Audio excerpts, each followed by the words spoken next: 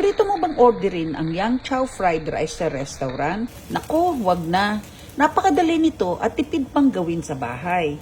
Today, magluluto tayo ng simple version na liglig sa sahog at siksik sa sarap.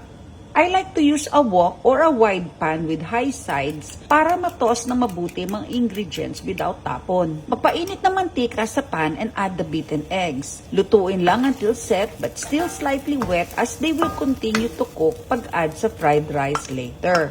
Clean the pan as needed and add more oil. Saute onions until softened. Ilagay ang diced Chinese sausage and cook until lightly browned.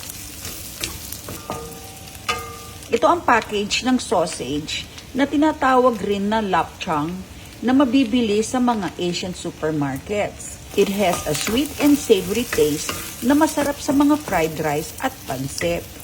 Add the peeled and deveined shrimp. Lutuin lang until magbago ang kulay at ilagay na ang cold cooked rice. Break apart ang kaning lamig and toss to distribute.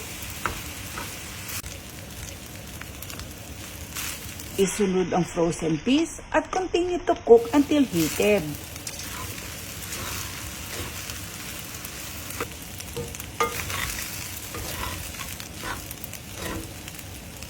Season with soy sauce, pepper, and salt.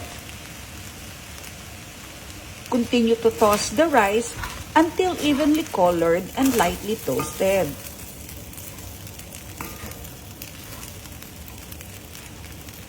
I-drizzle ang sesame oil para pampabango at dagdag flavor.